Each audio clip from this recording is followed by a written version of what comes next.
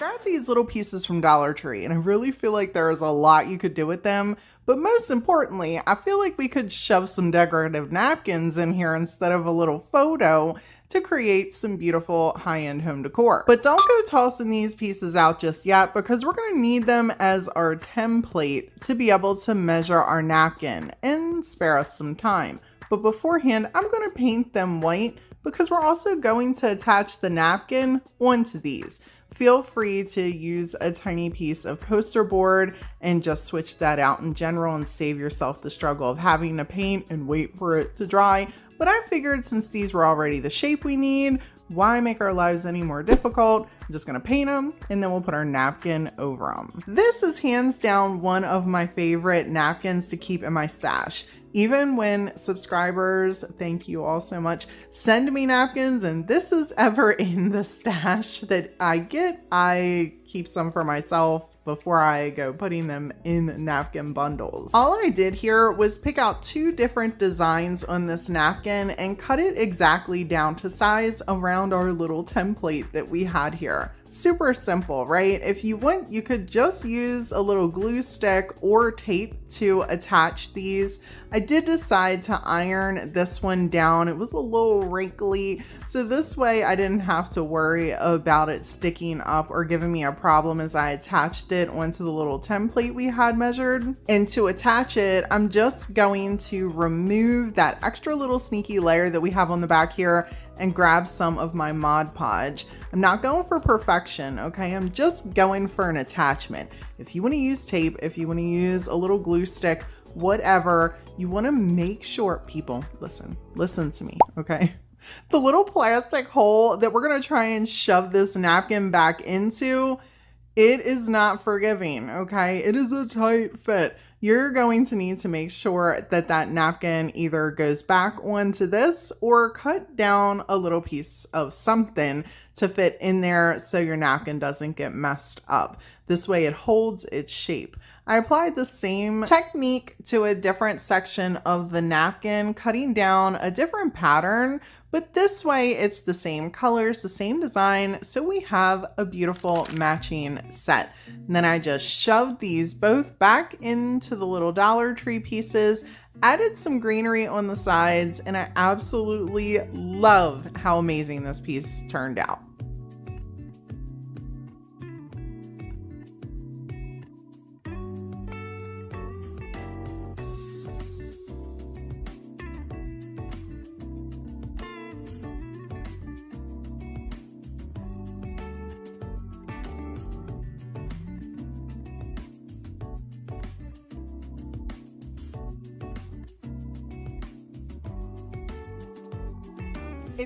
People, check out this clock. It was only $3, so I had to grab it. We're gonna take it apart though and get all the bits out of it, like this battery that we have no idea how old it is. Okay. Now it's time to gather all the pieces that we're gonna need to turn this clock into a wall shelf hanger thingy decor piece. And I grabbed this from Hobby Lobby. It was on sale. You know, they got their little sales, but the original price tag was $2.99. I had this piece laying around that I grabbed from some local store that I seen it was only 99¢. I'm like, yeah, we're going to grab this. It's a piece of solid wood. Why not? I can absolutely turn this into something else. To remove the little stickers, I'm just using my heat gun and a little clay tool to peel the suckers off. If you got some glue gun and want to use that after you take that off, go right ahead. I felt like this was good enough. And here is our big piece of wood that I cut down to size to house the clock and to set our shelf piece on. We're going to paint all of these up using some Waverly's white chalk paints. And people, of course, use whatever chalk paint makes you feel fuzzy inside. I like the result Waverly gives me 99% of the time. And plus, I'm still out of my Dixie Belle white. Anyhow, moving on. We're going to need to bring in the painter's tape so we can actually trim out just the front of this clock, okay? I did not want to paint the whole clock white. I just wanted to do the front so we could decoupage it, giving it a nice clean background. If you're struggling with taping something that it's not actually straight, Just a little tip, you can tear the painter's tape and do section by section, and it really does line up perfectly. And in case you're wondering why I'm using chalk paint over acrylic paint, it just eliminates the amount of layers and gives a better coverage. Plus, if you feel like you want it to be smoother, you can sand down chalk paint. Acrylic paint, not so much. Next, we're attaching our little shelf piece to the big piece of wood right on the top, and I left that bare so this way that wood glue went right into our bare natural wood. And then I'm gonna bring in the stapler so we can pop a couple staples right in the back here. And of course, the amount of staples you use is entirely up to you. I did 3. Well, I technically did 4 because that middle sucker did not go in there very evenly, so I had to go back and adjust. And so I have warm fuzzies because I plan on selling this in my vendor space. I am going to clamp this sucker right on down and let it dry overnight.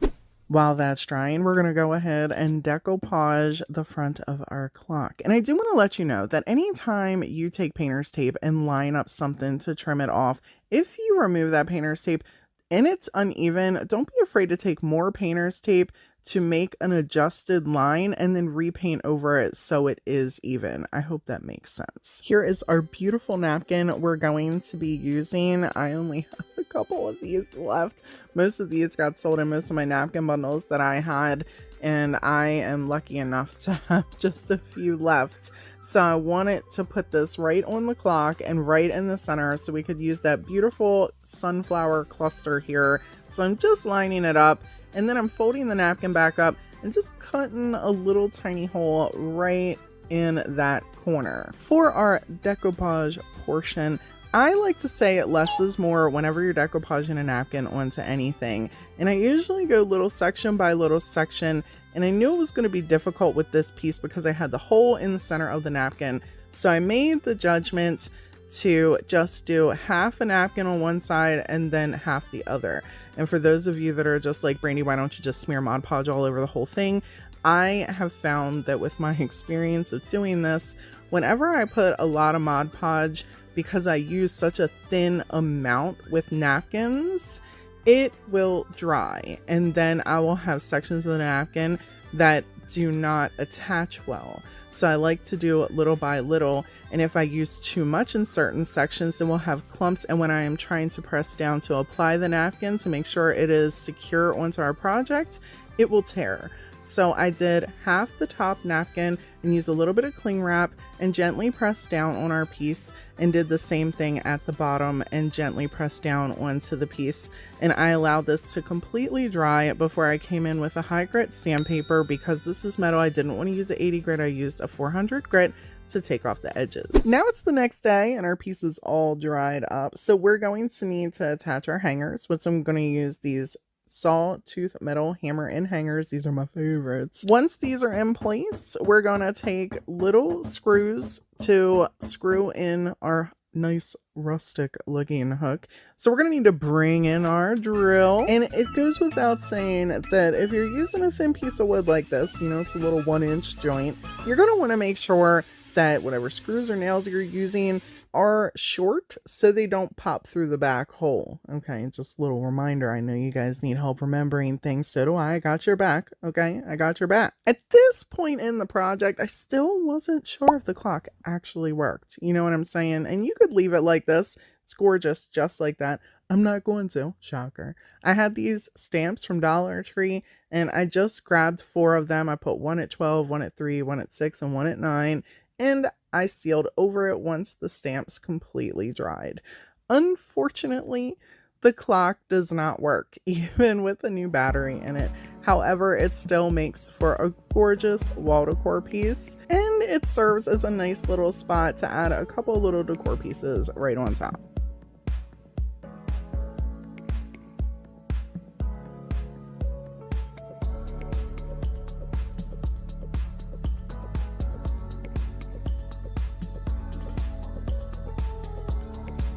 In Walmart's little craft section, they have a wood area where you can pick up pieces to DIY extremely inexpensively. These little ovals are only $1.12. So I grabbed 2 of them so we could create a little fabric decoupage wall decor piece. And truth be told, we almost stopped before we got started. These tags almost took me out.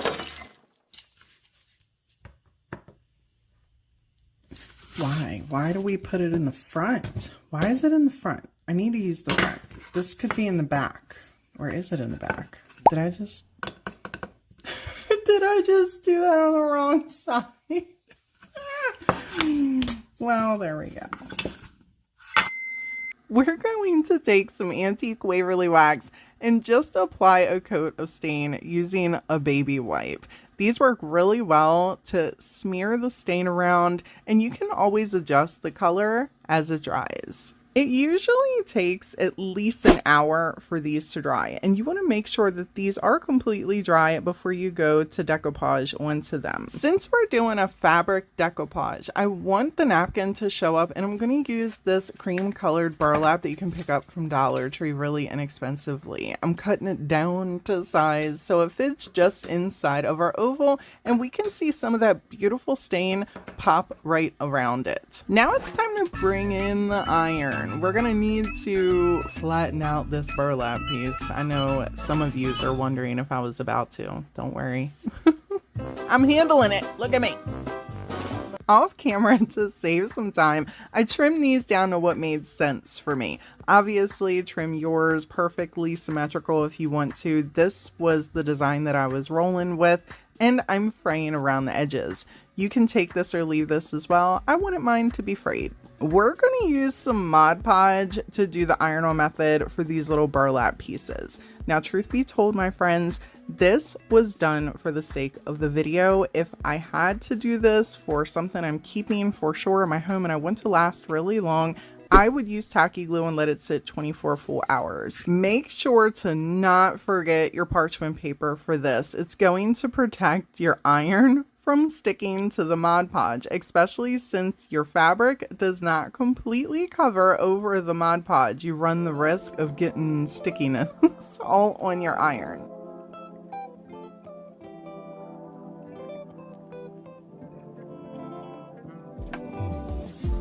I like to be completely transparent, so here I'm showing you. It might be stuck on here, but if I pull enough, it is going to peel off. So keep that in mind. That's why I said use tacky glue. Here is our beautiful napkin. It's like nautical slash I got some fruit on here theme, and I've been wanting to use this for something different. And I thought this piece was going to be just perfect, and I could see these hanging in the kitchen somewhere or sitting on a shelf, you know what I mean, because it's small. I like to tear my napkins on the corner. It reveals the sneaky layers, and that's going to be important because we want to get rid of those. We only need the top decorative layer. There are several different ways you can remove the top layer. This is just one of my favorites. I find it's also super easy. I have a ton of decoupage videos down in the description box if you're interested and need more inspiration, where I go into more detail about a lot of those things. It took me a couple minutes, but I just tore out the design that I wanted to use, and I made sure that it was small enough to fit inside of the fabric. You'll also notice that the color of the napkin is real similar to the color of the burlap. This matters whenever you're decoupaging a napkin onto some fabric. If you don't want to paint your background, that's why I like using this burlap color. Plus the fabric Mod Podge is super thick and it seeps through really well. If these little perforations on the sides of your decorative napkins bother you, grab an iron and iron them suckers out. I'm not worrying about it too much for this particular piece because fabric Mod Podge tends to have some lumpy bumpies along the way if you're doing burlap, but I wanted to share this tip with you in case those perforations bother you. For our application, I'm just going to take this fabric Mod Podge and apply our napkin pieces that we've trimmed on down. If you've never used this stuff, it is super, super thick and it is not forgiving. It will eat your napkin alive. I don't know how else to describe that. It's so thick that if you don't place your napkin down in the exact spot that you want it in, there's no coming back. You will probably just ruin the napkin. I've unfortunately had that experience. So try to be mindful and test this stuff out on different things before you do it on a piece you care about. Napkins are super thin and they can wrinkle super easy. I like to take dry sponges. I grab these in a pack from Walmart and I will cut them down. What they do is allow me to press fully on our piece without having a ton of wrinkles. It also, because Mod Podge doesn't matter if it's fabric or regular, it seeps through the napkin. It actually grabs the excess that comes through and helps prevent, in my experience doing this, extra wrinkles. You're still going to have some, but it will minimize it because sometimes we use too much Mod Podge. It happens, but the sponge will eat that one up. And if you notice that one side is getting too wet, you just flip over the sponge. And I also get asked, Brandy, what do you do when the sponge is all hard and you can't do anything else with it? I chop it up and use it to paint. It's like, hey, here's my new little pouncer. The next question you might be wondering is, Brandy, should I seal over this? And that, my friend, is entirely up to you. I personally would not. If you're not a fan of glossy, guess what? Fabric Mod Podge has a glossy finish. If you apply them like this, you're not going to have that extremely glossy end look, but you will have a really well attached napkin to a piece of burlap onto a piece of wood, especially if, like I said, you use the tacky glue instead of the Mod Podge with the iron method to start. These will take at least a day to dry. You can apply a hanger on the back if you want. You can pop them on a shelf. They'll be ready to display in your home.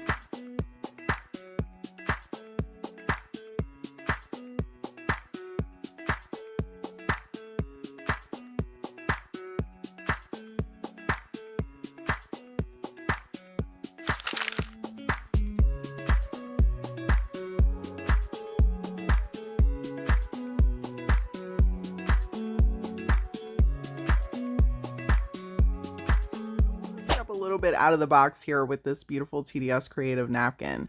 This is called Golden Aviary, and I feel like the color would match perfectly to upcycle this vintage masonry cement trowel. Oh yeah, this thing, it's lived, it's seen some things. She's very rusty and crusty and perfect for some home decor.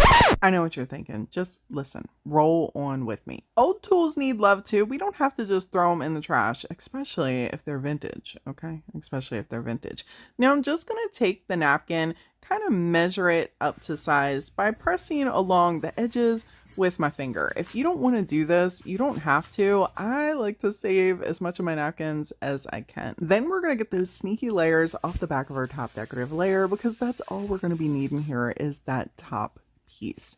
And you can paint your piece if you would like to. I chose not to. I really wanted this napkin to blend in versus have the design pop out. And to do that, we're going to be using some good old Mod Podge and my TDS Creative fan brush. There are a lot of different ways you can decoupage things. I like to share mine from my experience. You take this information and do what works best for you. For small napkin crafty decoupage projects, I usually will just use a fan brush. You can use whatever brush you would like. These work best for me. It's also why I came out with my own brand, because others would split and that would frustrate me.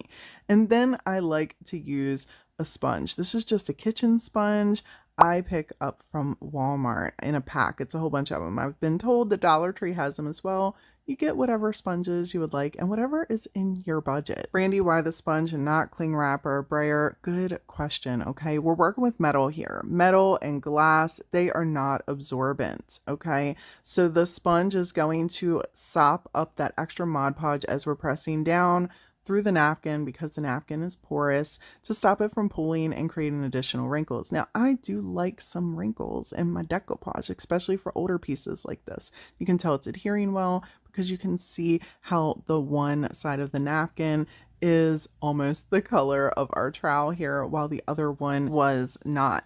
Now, another reason I love fan brushes is because of their thin tip. And I like to do small sections with napkins because it helps to minimize wrinkles and helps to get the designs a little bit more perfect onto your pieces. Because sometimes whatever you're decoupaging, they can have curves and dips and all the things. And this helps to get in underneath the napkin from where it connected and where it didn't.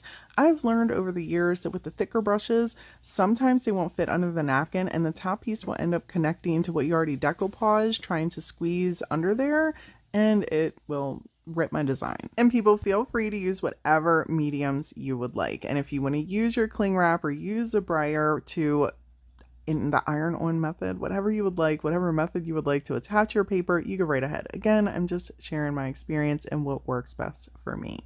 On these old pieces, I will tell you, if they have rust, I put a layer of sealer all over the whole thing. And I actually put a layer on the back prior to me decoupaging this, so this way I wouldn't have rust getting all over my hands. Once our piece was dry, it was now time to take off that excess. Now normally I'd take a piece of sandpaper and just, get off the excess, and you could absolutely take scissors to it if you'd like. You see here, I am taking a water bottle and spritzing around the edges and pulling with my fingers.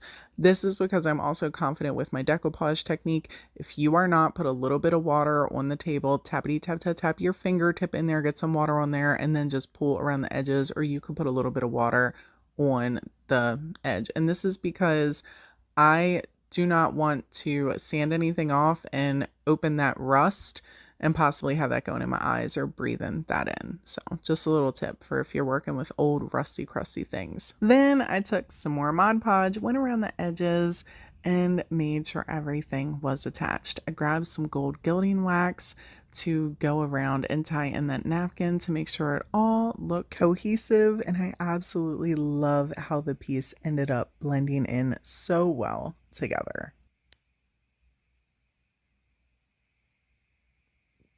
Project is going to have you looking at bookends differently. These are 2 wood corbels I picked up inexpensively from Home Depot. Now be mindful because they can get pretty expensive. I thought they would make beautiful decoupaged high-end neutral bookends. We're going to be using this beautiful napkin that was sent to me from a subscriber to apply on here with the iron-on method. I love this napkin because the pattern is completely over the entire piece, giving me lots of pattern to work with.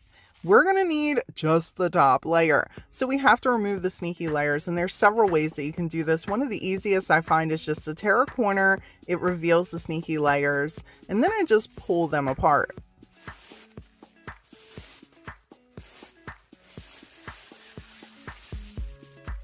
Next up, you're going to want to pick your medium, my friends. Here are a couple that I have on hand normally, but today we're going to be using Mod Podge because really it's accessible to everyone. You can even grab this stuff at Dollar Tree. Here I wanted to show you that they do have these little brackets. You can remove them if you want, but I did not. Since we're going to be using the iron-on method with this piece, you're going to want to take a nice healthy layer of whatever medium you choose and apply it to where you want to put your napkin. Get around those edges really well, and then you're going to allow this to dry. Now, truth be told, this is the worst part for me. I hate waiting for things to dry, and sometimes this can take 2 to 3 hours to completely dry because I put so much Mod Podge on the top of anything I'm ironing on. When that dry time is up, it's time to bring in the iron. Now, I use this little joint because it usually sits right next to me where I craft and DIY at. You can use whatever iron you want, and I do turn this sucker all the way up. It's a good idea to take a minute and line up your napkin before you start ironing anything on. You're not going to get a second chance at this, my friends, so take your time and be patient. Make sure it's in the exact spot you want, because once you do this, especially if you're doing it without parchment paper, see me noticing it right here? I can't play that because I was cussing. You're not going to get a second chance. So make sure you bring in the parchment paper before you do any iron-on method. This is going to stop your iron from burning your napkin, along with Mod Podge sticking to your iron, making it difficult for you to do the iron-on method, as well as tearing up your napkin if it starts to melt into the Mod Podge, and just ruining everything you're trying to accomplish. A good rule of thumb whenever you're doing this is to work from one side to the next and always go over the edges, making sure that they're completely sealed.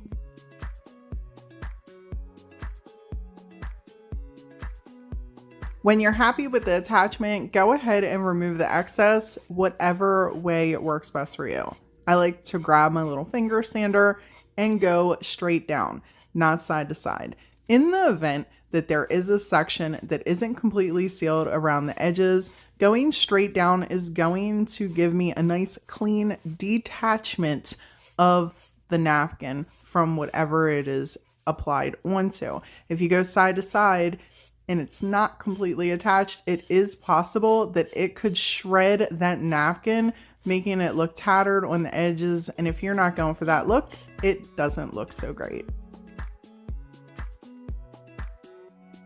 I applied the same technique to each side of these little wood pieces. Now keep in mind, you're welcome to paint these white. Giving your items a white background will definitely make your napkins pop, but I wanted to keep these neutral. So this way it looked like the napkin was meant to be a part of the wood, as you can see the wood grain showing through in these little details. Absolutely beautiful.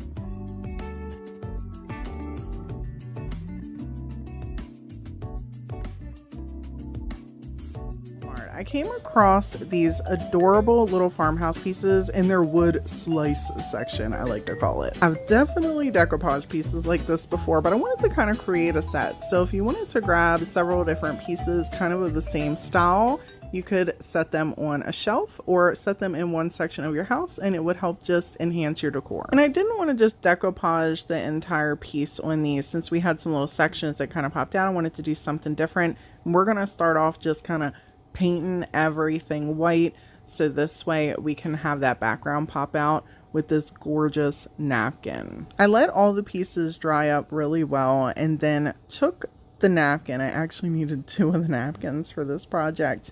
For this pig, I went and applied the napkin over the whole top section.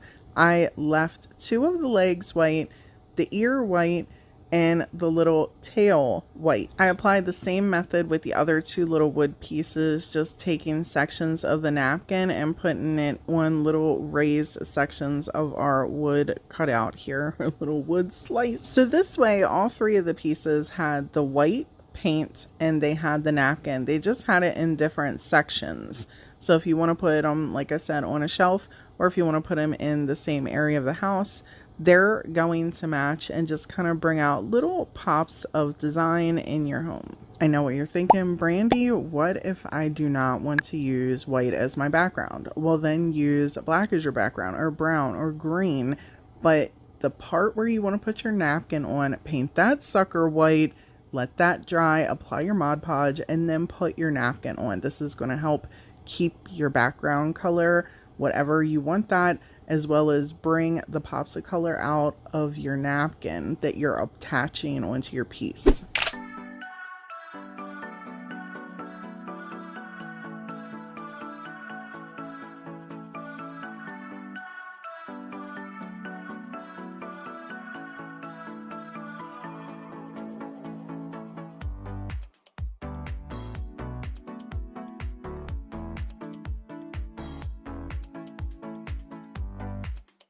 I had these little pink bottles in my stash that I grabbed around Valentine's Day from Target for just $1, and had this adorable idea to put a pretty fancy schmancy little napkin right on the front of these. I knew I was going to have to paint a section white, so I grabbed my Waverly chalk paint and just decided to paint over the sticker, which was a bad idea. So don't do that, okay? Instead of removing the sticker, don't paint over the sticker, because once it started dry, I noticed the sticker had bubbles in it. And then when I tried to pop these bubbles, it was wet, so it just started tearing up.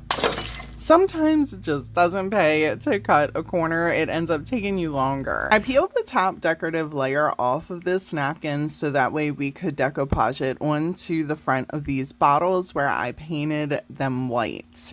This napkin was sent to me by a subscriber, and I think it is so cutesy and beautiful. It reminds me, I mean, it is a doily-ish type napkin, but it reminds me of the fabric ones. You know what I mean? It's super pretty. Trim out your napkin however you want. Since this napkin was super translucent and I was able to see the outline of where I had the paint, I just put a little bit of water on a paintbrush and trimmed and then pulled it right on off. If you want to use your scissors, you go right ahead. There's nothing wrong either way. We're just making sure that we create a shape that's going to go over where we put the white paint on the glass. Then grab your medium of choice. I'm just using some Mod Podge and apply it right over top of the white paint. It's not a big deal if you go a little over and you have some on the glass. You're free to go ahead and clean that up with your finger. It should wipe up fairly easy. Just make sure you do that before you attach to your napkin, because if you don't, whatever excess you have over the white part, you won't be able to remove. It will be attached. And just for anyone that is new to me, in the event that you're learning decoupage and you have never been to my channel before, hi, I'm Brandy, and you might be wondering why you notice me consistently doing tiny sections. It has been my experience, and you decoupage how everyone does things differently, that going section by section and little by little, like I am even on this small part, it prevents bubbles. It helps to just take your time and gently smooth out things instead of doing the whole section and then plopping something right on down that sucker, and you can't take it back. They're so thin, it is really hard to fix mistakes. Bringing in a sponge, especially if you notice there is some bubbling, it is going to grab that extra Mod Podge that could be possibly causing you some troubles in some sections, and then it allows you to flatten it out. Since they're pink and adorable, I decided to take a cute little wood laser cutout and put in the center. And I'm gonna finish this up by plopping some greenery on in here. These are all done. Feel free to seal this up if you want. I decided not to, just for the reveal.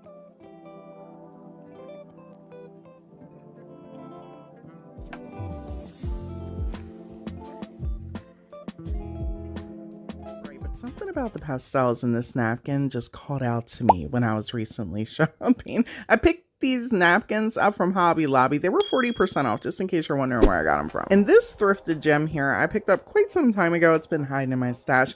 It's in really good condition, and it's not that dirty. It doesn't have a lot of dings. So really all we got to do is clean this up, sand it down, and get to upcycling it. To clean up our pieces, I'm going to use my favorite Dixie Belle White Lightning Cleaner. If you guys don't have access to a Dixie Belle retailer, you can pick this crud cutter up at Walmart for under $10, and it does a great job. I used this before I started using Dixie Belle. And the reason you want to clean your pieces is so you don't have any crusty bits between your old finish and your new finish, and possibly wear your new finish off, especially if you're reselling pieces. Truth be told, I kind of wing this part, okay? But there are directions on the bottle. You do what the bottle says. Don't do as I do. You know what I mean? Do what the bottle says. When you've been doing this as long as I have, you figure out what works for you and then you roll on with it. I did take a wet paper towel and go back over to get some of that residue from the cleaner off. And then I took a 220 grit sandpaper just to kind of knock some of the raised edges and to prep our surface for paint. And then I went over this with a microfiber cloth to get any of the crusty bits from our sanding off. I grabbed these 3 spray paint colors from Walmart because they matched my napkin, and I wanted to, for a change, keep the color the same throughout the video. For this project, I'm going to use this one right on our house. And for my spray paint lovers, if you're going to spray paint something and then use chalk paint over it, make sure you let it dry 24 hours. I'm going to show you why in just a minute. Since I'm going to be decoupaging around this house, it's good to have a nice white background. However, I also want to add some distressing and have some colors and layers and all the things. And as I'm doing this, I'm like, yep, we need to apply a nice color of chalk paint underneath. which luckily for me, I had this agave, which was really super close to the spray paint color. And I was super happy about that because I really like using chalk paint on pieces like this. And I was out of Dixie Belle paint that matched, and I need to stop by and grab some more of those paints. But one chalk paint I really do recommend if you're gonna flip pieces and you don't have access to high-end chalk paints is Waverly. And you can usually grab that offline or pick it up from your local Walmart. Don't mind me just grabbing some of the bristles because this chippy brush was shedding. And real quick before I paint over the whole thing with our white chalk paint, I want to show you what the piece looks like with just the white on the wood section, and then how we have that beautiful color over the rest of the piece.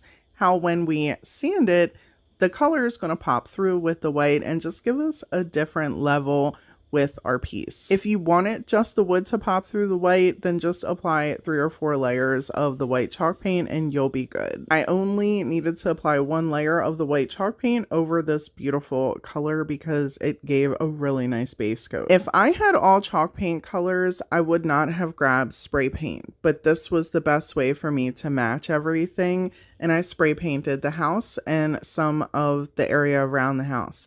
Remember when I said you want to make sure the spray paint is completely dry before you chalk paint over it? This is why.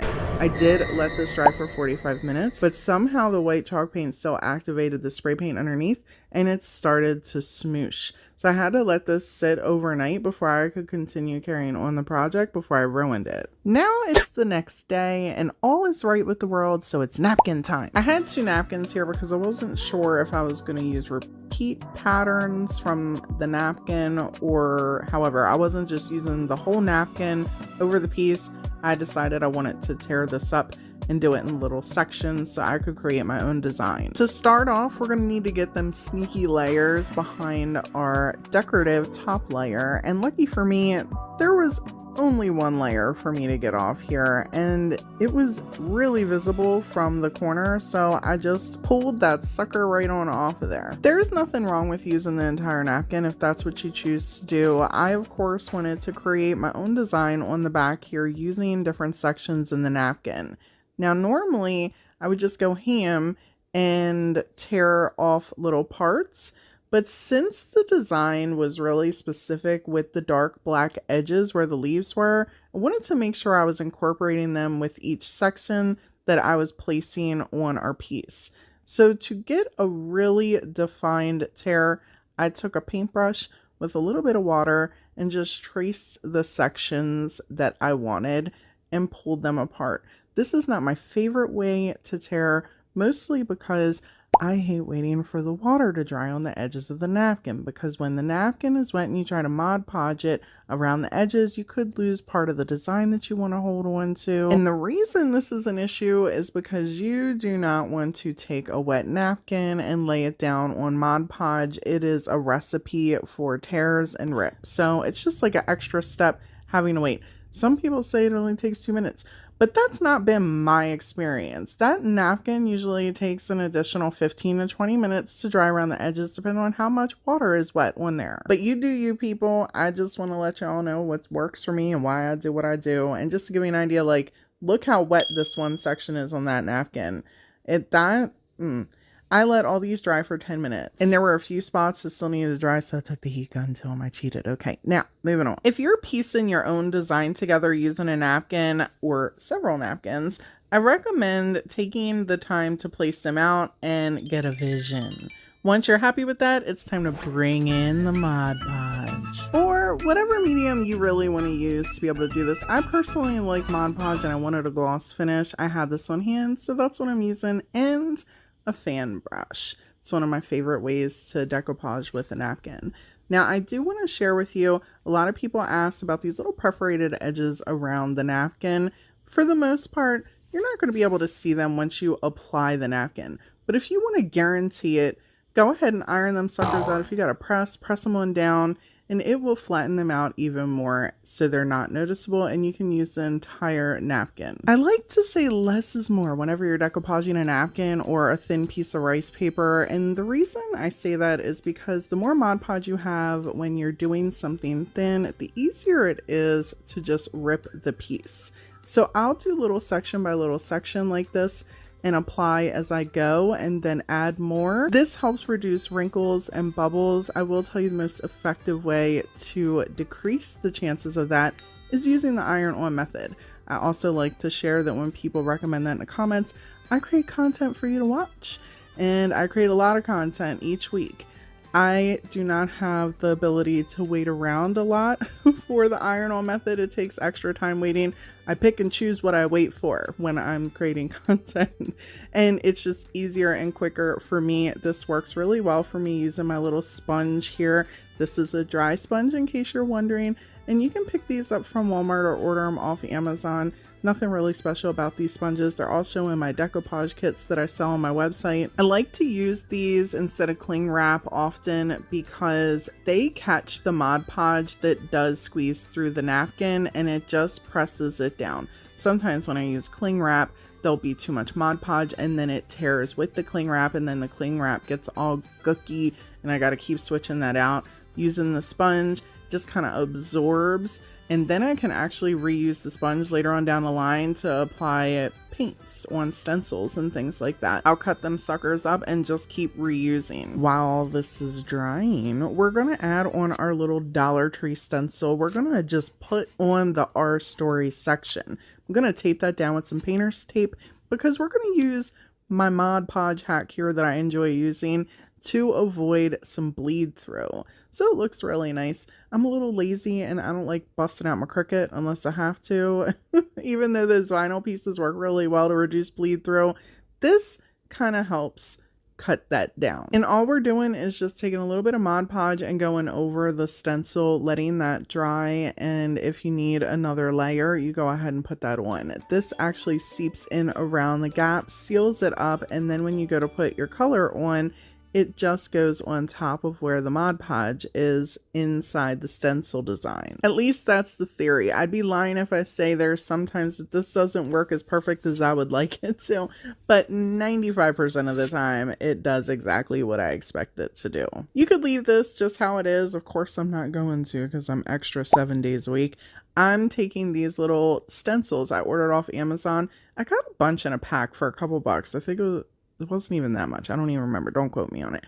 And I'm just tapping all over this sucker because I think these look like roof pieces just to create that effect on here. I wasn't going for perfect. I love how this turned out. The next day I came back in with 120 grit sandpaper, sanded all the edges off, and went over some sections where the paint and the napkin are, because I wanted to incorporate some distressed looks with this piece. When I was happy with that, I took a really soft chippy brush with a little bit of white chalk paint to go over this napkin a bit and give it a dry brushing, mostly because I did not care for the fact that that napkin was not the same color as the white paint we have in the background. So this is just going to make it look a little bit more cohesive. And because I just couldn't leave it alone, I sanded down some sections to the wood so we seen that green paint pop through our base and some of the napkin areas. Now it's time to bring in our drill bit so we can make little holes here to pop in our little cup hooks